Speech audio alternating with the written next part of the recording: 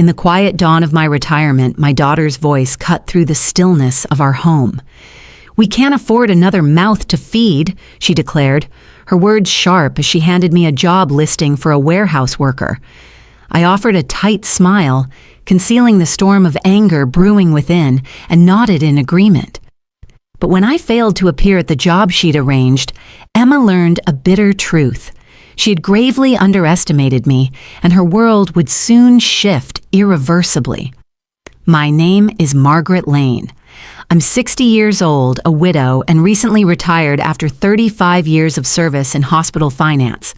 For most of my life, I chose quiet sacrifice, saving, budgeting, and giving without expectation. I raised my daughter alone after my husband passed, funded her dreams, paid for her college, her wedding, and even welcomed her back under my roof when life turned uncertain. What I never expected was to be repaid with contempt. You're tuned into this tale on the Renvenge Zinnia channel, where buried truths are unearthed through the voices of those who live them. Before we dive deeper, please hit that subscribe button and share where you're listening from in the comments. I have thrilling news to share. Today marked my final day at work, the end of a long career. I'm officially retired. At the dinner table, Emma's fork clattered against her plate, shock etched across her face. Noah, her husband, froze, his eyes wide, his expression a silent gasp of disbelief. With a heart full of hope, I gazed at Emma and Noah, anticipating warm congratulations, perhaps a toast with the modest wine reserved for rare celebrations. Instead, a heavy silence fell over our small dining room. Emma broke it first, her cheeks flushing red. "What? Mom, you can't just walk away from your job like that. Have you even considered the consequences?" My smile faltered, but I held firm. "I thought this through carefully," I replied, voice steady despite the sting. "After 35 years of service, Emma, I've earned this. I hoped we'd celebrate." Noah's laugh cut sharp as glass. He slammed his glass down. "Celebrate? Emma, your mother expects us to bankroll her retirement." The warmth in me turned to ice. This wasn't the joyful moment I'd envisioned driving home from Seattle. I'd pictured laughter, Emma's proud embrace. Instead, her face twisted in disdain. "Listen, Mom," she leaned forward, tone cold and professional. "I'm not supporting an extra person in this house. You need to find work tomorrow. I don't care if it's hauling crates or sweeping floors. You're not idling here on my paycheck." Her words landed like blows, each one heavier than the last. I looked at this woman I'd raised, whose college tuition I'd scrimped for, whose wedding I'd quietly funded, and felt a chasm open between us. The kitchen's dim light cast stark shadows across her features, rendering her almost unrecognizable. Noah nodded in agreement, his expression smug. "Margaret, you're 60, not 90. Plenty of people your age still work. My aunt stocks shelves at 70. I started to respond, but I thought, only for Emma to interrupt sharply. "You thought wrong. Do you have any idea what it takes to maintain this house? To keep food on the table? Clothes on your back? I'm grinding 50 hours a week at Cascade Tech just to keep us afloat." The irony burned, though they were oblivious to it. My lasagna, once a comforting favorite, sat untouched, unappealing under the harsh, fluorescent glow. The moment felt warped, as if I were peering at my life through a distorted lens. "You're right," I murmured, my voice barely above a whisper. "I should have discussed it with you." Emma's gaze softened slightly, perhaps mistaking my quiet for surrender. "Look, Mom, I'm not trying to be cruel, but facts are facts. We can't carry a freeloader." The word freeloader seared into my mind. I nodded, adopting the role of a humbled mother, and promised to reflect on their demands. "Good," Noah said, stacking plates with brisk efficiency. "The sooner you start, the better." They retreated to the living room, leaving me alone at the table, the weight of their words settling like dust. The television roared to life, their voices resuming a casual cadence, as if they hadn't just shattered my 35-year dream in mere minutes. I sat, staring at the empty chairs where my family had sat, their absence louder than their earlier words. The house groaned under its own weight, and a dog's bark echoed faintly from the street. Ordinary sounds that felt jarringly out of place. I rose, gathering the remaining dishes, my hands moving mechanically while my mind wrestled with their betrayal. They saw me as a burden, a drain on their resources. All my sacrifices, years of toil, skipped vacations, endless overtime, reduced to an unwanted expense in their eyes. I flicked off the kitchen light and slipped into my modest bedroom at the house's rear, leaving Emma and Noah to their evening entertainment. Tomorrow promised answers, but tonight demanded reflection. I lay on my narrow bed, eyes fixed on the ceiling, where shadows from passing cars wove intricate patterns. Silence enveloped the house, but my thoughts churned relentlessly. 35 years of unwavering dedication, and my reward was being branded a freeloader by my own daughter. My room was stark, a single bed, a worn nightstand, a dresser bearing the scars of decades. Photographs adorned its surface, Emma's graduation, her wedding, family holidays frozen in smiles. Had those moments of joy been a facade? Muted voices seeped through the thin wall dividing my room from theirs, growing louder as Emma and Noah settled into their nightly routine. "I can't believe she just dropped that bombshell," Emma said, her voice piercing the drywall. I shifted, suddenly alert. They were discussing me. "She actually thinks she can coast on my income," Emma continued, careless of being overheard. 35 years of work? That doesn't mean she gets to live off me." Noah's reply, though softer, was unmistakable. "What if she just refuses to work, sits around all day? Then we'll seize her pension and ship her to a care home. I'm done carrying dead weight." The words struck like icy daggers. Care home. Dead weight. My fingers clutched the bedsheet, knuckles whitening in the dim light. "She's been leeching off us since Dad passed," Noah added. "Free rent, free food, and now she won't even work. Unbelievable nerve." I shut my eyes, memories flooding back. $20,000 for Emma's college, $10,000 for her wedding. They never acknowledged they lived in my house.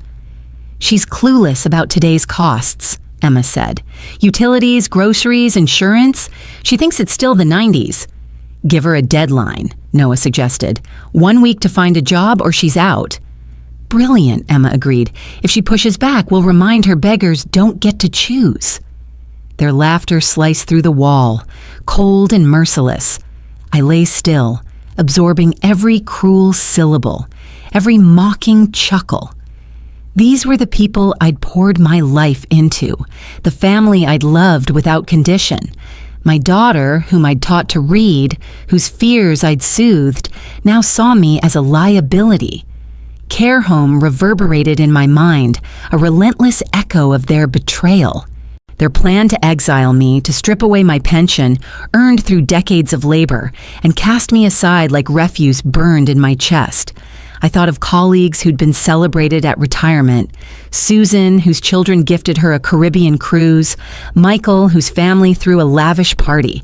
I got ultimatums over a plate of cold lasagna, but beneath the pain, a steely resolve took root. They wanted to reduce Margaret Lane to a helpless relic. It was time they discovered the woman I truly was. Sleep evaded me, my mind replaying a lifetime of sacrifices in the darkness.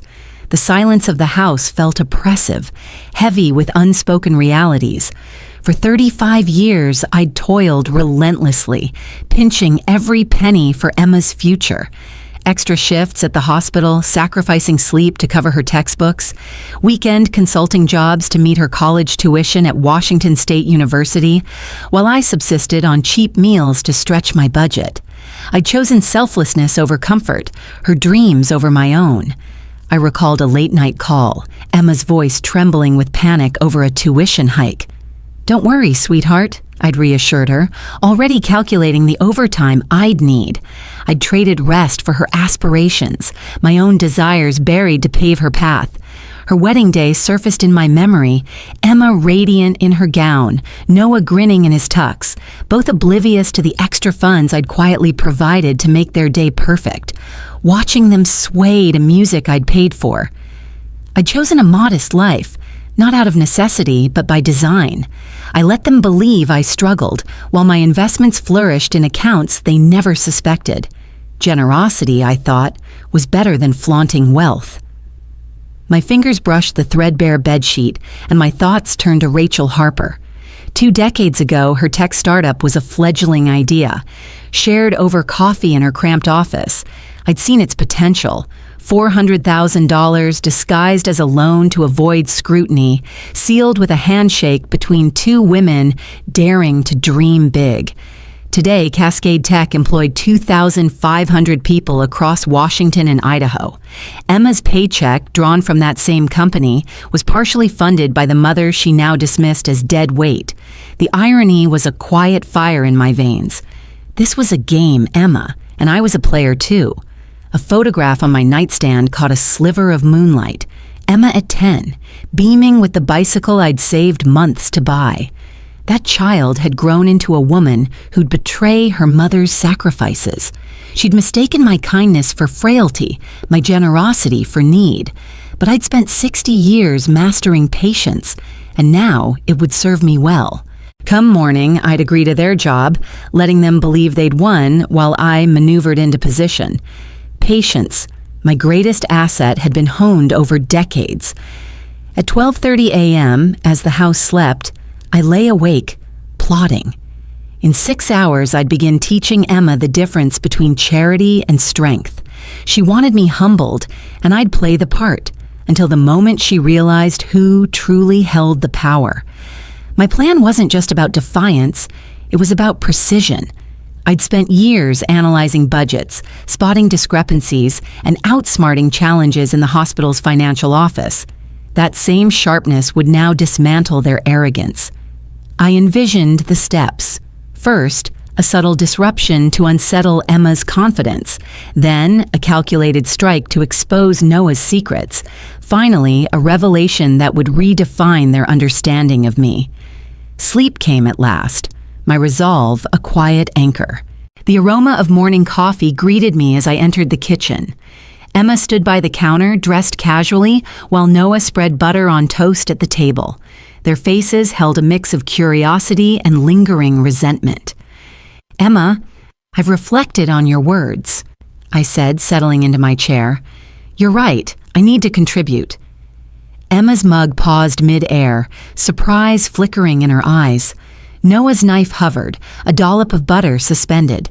They'd braced for a fight. "Really?" Emma asked, suspicion lacing her tone. "No arguments?" "What's the use?" I replied, keeping my voice even. "A woman my age should pull her weight. I understand now." Noah glanced at Emma, likely sensing a trap. Emma leaned against the counter, her project manager demeanor emerging. "Well, since you're being sensible, I've got an idea. There's an opening at Cascade Tech. Warehouse work, stocking shelves, entry level." A faint smile threatened to betray me, but I suppressed it. "That sounds ideal. I'll take it." "Just like that?" Noah's tone mixed disbelief with smug satisfaction. "You'll haul boxes?" "Work is work," I said, meeting his gaze squarely. "When do I start?" Emma straightened, relishing her newfound authority. "Monday, 7 a.m. sharp. You're a perfect fit. Obedient, reliable." "I'm grateful for the opportunity," she said, her words dripping with condescension. "It's minimum wage, of course, but beggars don't get to pick and choose." That phrase again echoing their cruel laughter. I nodded, accepting both the job and the slight with practiced grace. "I'll speak with my boss, Rachel, to finalize the hire," Emma continued. "She'll get the family situation. Probably feels sorry for you." Rachel, my longtime ally who'd shared her startup dreams with me in a tiny office 20 years ago. The irony of Emma's assumption was almost poetic. "Thank you for arranging this," I said, letting just enough gratitude seep into my voice to stroke their egos. Noah patted my hand, his gesture patronizing. "See? That wasn't so hard. You just needed a reality check. My reality? If only they knew. I'm thankful for your guidance, I added smoothly. It'll feel good to contribute again, I said. Emma nodded, pleased. That's the attitude we want. This might actually work. She reached for her phone, likely to contact Rachel. I watched, picturing Rachel's bemusement at this request. I'll confirm it this afternoon, Emma said. Everything's set for Monday. Perfect, I replied, already envisioning my return to Cascade Tech, not the triumphant re-entry they expected. As they discussed weekend plans, my mind was elsewhere, calculating the days until the truth would surface. They'd soon discover that underestimating Margaret Lane was a mistake they'd regret deeply. Monday arrived, crisp and bright. The week had passed in a haze of Emma's self-satisfied preparations, buying work gloves, detailing my duties with a smug grin. I'd played along, nodding dutifully while counting down to this moment. At 7:30 a.m., I sat calmly in the kitchen, sipping coffee and scanning the newspaper. Outside, neighbors bustled to work, oblivious to the quiet rebellion unfolding in my home. The gloves Emma had purchased remained untouched by the door, mere props in her staged victory. My phone stayed silent until 8:15, when it buzzed with Emma's furious call. "Mom, where are you?" she snapped, her voice crackling with anger. "My boss tore into me." Rachel was expecting the new warehouse worker, and you didn't show. "Oh dear," I said, feigning bewilderment. "What time was I supposed to be there?" 8 o'clock. We went over this all week. How could you forget? I paused, letting her frustration simmer. "I'm so sorry, Emma. Age catches up sometimes. Details slip." "This isn't about age," she shouted. "I vouched for you. I told Rachel you'd be dependable. Now I look like a fool." Perfect. I imagined Rachel's confusion, puzzling over why Emma was so invested in hiring her mother for grunt work. "I feel terrible about this mix-up," I said, maintaining my elderly facade. "What did Miss Harper say?" "She questioned why I was so involved in your hiring," Emma said, her tone laced with humiliation. "I had to admit you're my mom, living with us, needing a job. It was mortifying." Fascinating. Rachel had kept our connection under wraps, her discretion a silent ally. "Could I come in this afternoon?" I offered, feigning eagerness. "No, tomorrow, 7:45 a.m. sharp, no excuses." She hesitated, perhaps mindful of scolding her forgetful mother. "Don't let this happen again, Mom. My reputation's at stake." "Of course, dear," I assured her. Hanging up, I leaned back, savoring the moment. Phase 1 had unfolded flawlessly. Emma shaken, her confidence rattled before her boss. Tomorrow would bring Phase 2. For now, I'd shown her that even when she thought she held all the cards, I could shuffle the deck. I folded the newspaper and moved to my computer, ready to escalate my plan. Phase 3 required meticulous preparation, but the foundation was solid. Emma's call still echoed as I sat at my desk, where 2 folders awaited, evidence of Noah's deceit uncovered 2 months prior. It was a chilly January evening when I spotted Larson and Company letterheads scattered on the kitchen counter, left carelessly by Noah beside his coffee mug during a phone call. My decades of scrutinizing hospital budgets sharpened my instincts. The numbers screamed irregularity. Consulting fees listed at $9,250. Equipment costs at $12,134. For a small firm, these figures were absurdly inflated. While Noah chatted in the next room, I snapped photos of the documents with my phone, my pulse quickening. That night, I contacted Sarah Mitchell, a forensic accountant and trusted colleague who owed me favors from our professional days. "Sarah, could you discreetly verify Larson and Company's consulting expenses for the past 6 months?" I asked, keeping my tone casual, completely confidential. 3 days later, Sarah delivered the authentic reports. The contrast was stark. Noah had been skimming funds, inflating legitimate expenses. A $350 consulting fee was reported as $850. A $534 equipment purchase ballooned to $1,234. 6 months of calculated theft, concealed by forged invoices and doctored receipts. At my desk, I opened the folders, laying Noah's falsified records beside Sarah's verified ones. The evidence was irrefutable, a testament to his greed. I began drafting an anonymous email. Dear Ms. Larson, I'm writing to alert you to serious financial discrepancies at your company. Your employee, Noah Reed, has been siphoning funds through falsified consulting and equipment expenses. Attached are comparisons of reported costs against actual receipts spanning several months. An immediate audit is recommended. A concerned party. I attached the scanned files, double-checked my anonymous email account, and paused over the send button. Noah's career would likely collapse. Prosecution might follow. Emma would bear the weight of an unemployed husband under scrutiny. Then I recalled their mocking laughter, their scheme to seize my pension and banish me to a care home. My hesitation vanished. I clicked send. The email disappeared into the digital void, carrying Noah's ruin. Within hours, their carefully constructed world would begin to fray. I fed the physical documents into my shredder, watching them dissolve into ribbons. The evidence had served its purpose. It was no longer needed. Outside, spring sunlight bathed the kitchen in a warm glow. I made a sandwich, sat at the table, and waited. Emma had toyed with my future. Now she'd learned I'd been holding the trump card all along. But one email wasn't enough to ensure the lesson stuck. Noah's downfall needed to be airtight, and I had more tools at my disposal. In my study, afternoon light illuminated the folders, now supplemented with additional evidence I'd gathered quietly over weeks. Noah's theft wasn't limited to expense reports. He'd been funneling small sums through fake vendor accounts, a scheme I'd uncovered by cross-referencing bank statements Sarah had secured. His method was cunning, never stealing enough to trigger alarms, but consistent enough to amass $16,000 over 8 months. A $350 consulting fee became $850. A $534 equipment cost morphed into $1,234. Fake invoices for non-existent services funded his lavish weekends. Golf trips, new gadgets, things Emma never questioned despite his modest salary. I opened my laptop, crafting a second anonymous email to Ms. Larson, this time targeting Noah's vendor scheme. Dear Ms. Larson, further evidence has surfaced of financial misconduct by Noah Reed.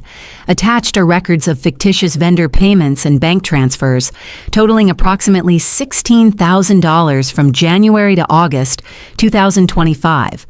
An urgent audit is advised to uncover the full scope of his actions. A concerned observer. I attached scanned bank records, vendor invoices, and a detailed timeline, then sent it, watching it vanish into cyberspace. To cover my tracks, I shredded the remaining documents, ensuring no trace lingered.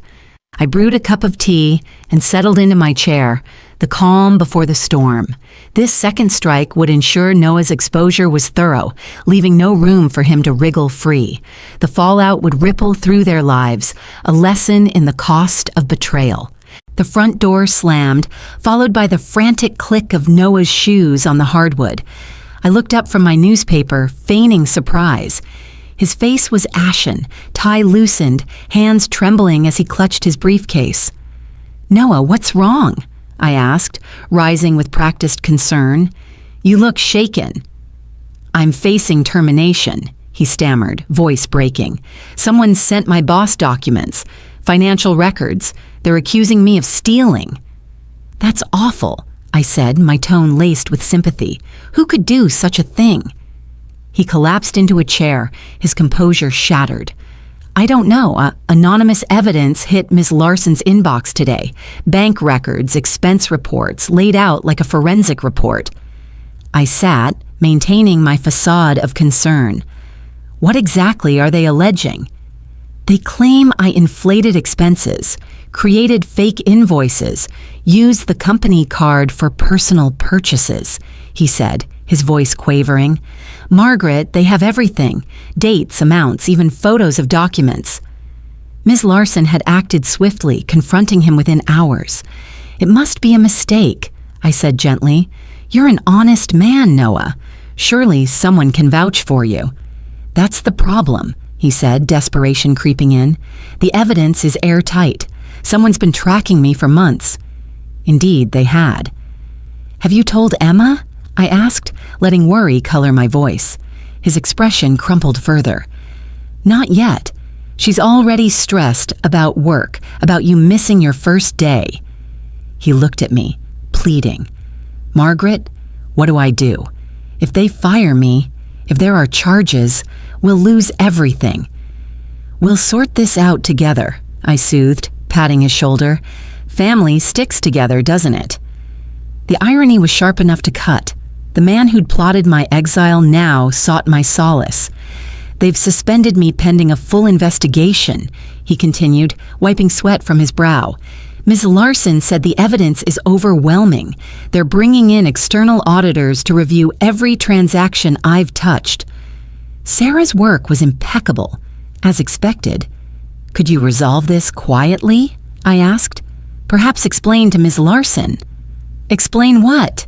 He laughed bitterly. "The documents are undeniable. Someone's built a case I can't fight." The sound of Emma's car pulling into the driveway interrupted his despair. "Please," he whispered urgently, "let me break this to her myself." I nodded, settling back to watch the final act unfold as Emma's voice called out, "Noah, Mom, I'm home." Emma's footsteps thundered through the hall, heavy with the weight of her day.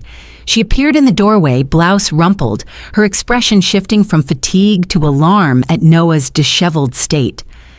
"What did you do to him, Mom?" she snapped, dropping her bag with a thud. "I come home to my husband in pieces and you're just sitting there like nothing's wrong." "Emma, I haven't done anything," I said calmly, meeting her accusatory glare. "Don't lie to me," she retorted, her voice sharp. "First, you humiliated me at work by not showing up. Now you've upset Noah. What's your problem?" Noah raised a trembling hand. "Emma, it's not your mom." "Then what is it?" she demanded, her manager's authority in full force. "Why are you falling apart?" "They're going to fire me," Noah blurted, his words tumbling out. "Someone sent anonymous evidence to Ms. Larson, accusing me of embezzling." Emma's face drained of color, and she sank into a chair, stunned. "Embezzling? That's absurd. You're the most honest person I know." "I tried to tell them," Noah said, his voice gaining urgency. "But the evidence, expense reports, bank records, is meticulously documented." I watched Emma's emotions cycle. Confusion, denial, then creeping panic as the reality hit. Her mother's absence at work, her husband's looming ruin. Her world was crumbling. "This can't be happening," she muttered, hands raking through her hair. "Not now." "What do you mean, now?" Noah asked, momentarily distracted. Emma's glare turned to me. "Your mother played games yesterday, skipping work after I vouched for her. She made me look incompetent." "It was just a mix-up," I began, but Emma cut me off. "No more excuses," she shouted, pointing a trembling finger. "Tomorrow you're coming with me and you're working. No tricks, no forgetful moments. I'm driving you myself." "That's not necessary, Emma," I said softly. "No games because I know you," she snapped, her voice breaking with desperation. "I'm done with you both wrecking my life, my job, my marriage. Everything's falling apart." Noah looked bewildered, caught in the crossfire. "Don't worry, dear," I said, my calm unwavering. "Tomorrow will be different." Something in my tone made her pause, her aggression faltering. "It better be," she whispered, her voice laced with menace, "or I'll follow through on the care home and your pension." I nodded, concealing a faint smile. Tomorrow would be far more transformative than she could fathom. Morning broke, and Emma's exhaustion was palpable, but I'd slept soundly, fortified for the final act. I donned the work clothes she'd bought, a costume for my performance. In the kitchen, Emma gulped coffee, her face shadowed with sleeplessness. "Ready?" she asked, her tone curt.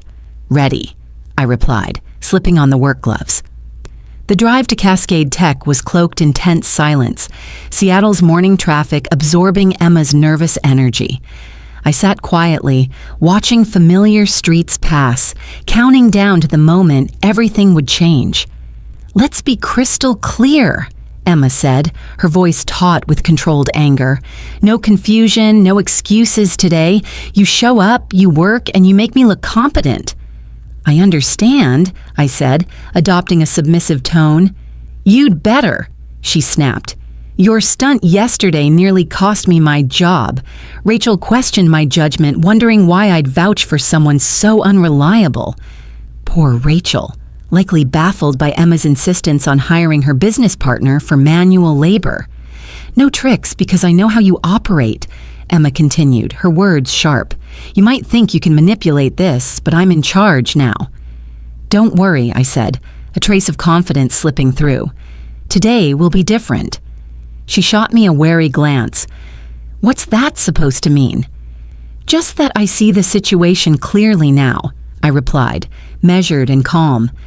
Cascade Tech's sleek headquarters loomed ahead, a testament to 20 years of growth from Rachel's startup. Emma never knew her mother's role in its creation. "There it is," she said, pride tinged with anxiety. 2,500 employees, a multi-million-dollar enterprise. "This is what real success looks like, Mom." Indeed, and today she'd glimpsed the true scope of her family's success. We parked near the entrance, her hands shaking as she turned off the engine. "Follow my lead," she said with desperate intensity. "I do the talking. You stay quiet, respectful, and grateful." "Of course," I agreed, suppressing the irony of entering a company I'd helped build. The glass doors of Cascade Tech parted, revealing a gleaming lobby. Emma strode ahead, nodding to the security guard who waved us through, an irony, given I'd shaped those protocols years ago. "Stay close, keep quiet," she muttered, her voice low. The corridor buzzed with morning activity, employees clutching coffee, rushing to meetings. Emma retrieved gloves and a crate from a supply closet, thrusting them at me with a satisfied smirk. "Make it look convincing when Rachel sees you." I accepted them, amused by the theatrics. Around us, my company thrived. Reports processed, deals struck, profits flowing from investments I'd seeded. "There she is," Emma whispered, straightening her posture. Rachel Harper approached, her morning rounds a familiar ritual. At 58, she radiated CEO confidence, her auburn hair impeccable, eyes fixed on her tablet. "Miss Harper," Emma called, her voice brimming with eager professionalism. Rachel glanced up, then at me, a fleeting look at the supposed warehouse worker before stopping abruptly. "Emma, you brought her here?" Rachel's tone carried a note of disbelief. "Yes, ma'am," Emma said, chest puffed with pride. "I've solved our staffing gap and my family issue. This is my mother, the warehouse worker." The words hung in the air, heavy with unintended consequence. Rachel's expression shifted, recognition, shock, then a cold fury that seemed to chill the corridor. "Emma," she said, her voice low and cutting, "do you have any idea what you've just done?" Emma's confidence wavered, sensing the shift. "You brought Margaret Lane, a major shareholder of this company, into my building with a crate in her hands, and you're proud of it?" Emma's face blanched, her mouth opening soundlessly. "That's impossible," she whispered. 20 years ago, your mother invested $400,000 in my startup," Rachel continued, her voice rising with controlled anger. "Without her, Cascade Tech wouldn't exist. Without her, you wouldn't have a job to lose, which you just did." "I don't understand," Emma stammered. "You're fired," Rachel said sharply. "Clear your desk. Security will escort you out." Emma's bag slipped to the floor, the thud resounding in the now silent hallway. Rachel turned to me, her anger softening to concern. "Margaret, what's going on here?" I set down the crate, shedding my submissive posture. My voice carried the authority I'd concealed for days. "Rachel, we need a private conversation in your office." Rachel's office was a shrine to success, Oak furniture, floor-to-ceiling windows showcasing Seattle's skyline, walls adorned with awards, and photos of us at company milestones. Emma trailed behind, pale and unsteady, collapsing into a chair, staring at her hands as if they belonged to someone else. "Margaret, please sit," Rachel said, gesturing to a chair I'd occupied countless times for strategic discussions. Why was my business partner introduced as a warehouse worker by her own daughter? I settled in, the burden of deception lifting. "Rachel, my family believed I was financially dependent on them. They've been unkind in their judgment of my worth." "Unkind?" Rachel's tone sharpened. "Emma, your mother owns 35% of this company. She's drawn dividends for decades, not out of necessity, but because that's how investments work." "What did you think she did?" Emma's voice was barely audible. "Nurse, hospital work. I thought she was struggling." "Struggling?" Rachel's laugh was devoid of humor. "Your mother could buy half of Seattle's tech sector. She chose modesty, let you assume she was poor, and allowed you to treat her like a burden." The truth hung heavy. 20 years of hidden success laid bare. Through the windows, I saw the cityscape I'd helped Rachel afford. "Why?" Emma asked, meeting my eyes for the first time. "Why keep it secret?" "I wanted to see the person you'd become without the shadow of wealth," I said calmly, "to know if you'd respect me for who I am, not what I own." "You didn't." Rachel regarded Emma with unveiled contempt. "You learned your mother retired and forced her into manual labor?" "We couldn't afford," Emma began. "Couldn't afford," Rachel snapped. "Your mother paid for your college, your wedding, your house deposit, all from her share of this company's profits, and you repaid her with threats of a care home." Emma's face crumpled, the weight of her errors sinking in. "I didn't know." "No one told you to respect your mother," I said softly.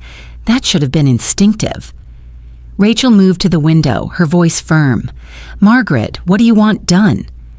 "Nothing further," I replied. "Justice has been served. Emma's employment is terminated and Noah faces embezzlement charges elsewhere." Emma's head snapped up. "You knew about Noah?" "I know everything, dear," I said, standing tall. "Always have." The office fell silent, the hum of business below a distant pulse. Emma sat surrounded by evidence of a success she'd never recognized, grappling with the reality of her mother's strength. Rachel placed a hand on my shoulder. "Margaret, you're always welcome here. This company is as much yours as mine." "Thank you," I said, "but it's time I retire on my own terms." I glanced at Emma. "Perhaps this will teach you respect, humility, and the difference between poverty and choosing simplicity." Emma opened her mouth, then closed it, words failing her. As we left, Rachel held the door. "Justice has been restored," she said simply. Indeed it had. After days of indignity, I stood as Margaret Lane, accomplished investor, respected partner, a woman who understood the true value of dignity. As I stepped out of Cascade Tech, the Seattle air felt lighter. The weight of pretense lifted. Emma trailed behind, her silence a stark contrast to her earlier bravado. The drive home was a study in tension, her hands gripping the wheel, her eyes fixed on the road. I let the quiet linger, allowing her to process the wreckage of her assumptions. Back home, I retreated to my study, where a new plan was forming. Not one of vengeance, but of renewal. I'd spent decades building others' futures. Now, it was time to reclaim my own. I opened my laptop and began researching destinations. Perhaps a quiet coastal town in Oregon, where I could write my memoirs, or a vibrant community in New Mexico, where I could volunteer and share my expertise. The next morning, I met with my financial advisor, a discreet woman who'd managed my investments for years. "Margaret, your portfolio is robust," she said, sliding a report across her desk. "You could live comfortably anywhere, pursue any passion." I nodded, envisioning a life free from the shadows of misunderstanding. My dividends from Cascade Tech, combined with other investments, offered freedom I'd never fully embraced. I began sorting through my belongings, keeping only what mattered: photos of happier times, a few cherished books, and a journal where I'd recorded my thoughts over the years. The house, legally mine, would be sold. Emma and Noah could find their own path, a lesson in independence they'd forced upon me. I contacted a realtor who marveled at the property's value in Seattle's soaring market. "This will fund your next chapter beautifully," she said. Over the next week, I reached out to old friends, colleagues who'd known the real Margaret Lane, not the diminished version Emma had imagined. At a dinner with Sarah Mitchell, she raised a glass. "To you, Margaret, for turning betrayal into triumph." We laughed, reminiscing about our hospital days when we'd tackled budget crises together. "What's next?" she asked. "I'm not sure," I admitted, "but I'm ready to find out." I'd always loved painting, a hobby sidelined by work and family. Perhaps I'd take classes or join a local art group. The possibilities felt endless, a canvas of my own making. Meanwhile, Emma and Noah faced their reckoning. News of Noah's suspension spread, and whispers of an impending audit reached me through Sarah's network. Emma called once, her voice subdued. "Mom, can we talk?" I agreed, meeting her at a neutral cafe. She looked worn, the arrogance gone. "I didn't know," she said, eyes downcast. "I misjudged everything." "I gave you the chance to see me," I said, not unkindly. "You chose judgment over love." She nodded, tears welling. "I want to make this right." "Start with yourself," I advised. "Learn who you are without leaning on others' sacrifices." It wasn't forgiveness, not yet, but a door left ajar for the future. As I packed my bags, preparing to move to a small coastal home I'd purchased, I felt a clarity I hadn't known in years. My life, once defined by others' needs, was now mine to shape. I'd exposed their betrayal, reclaimed my power, and set a course for a future of my own design. The woman they'd called a freeloader was free, and they'd never forget the cost of underestimating her. If this story of justice and redemption struck a chord, please like, subscribe, and share your thoughts in the comments below. Your support keeps Renvenge Zinnia alive, bringing you more tales of hidden truths revealed. For the next story, click the box on the left. Thank you for joining me on this journey.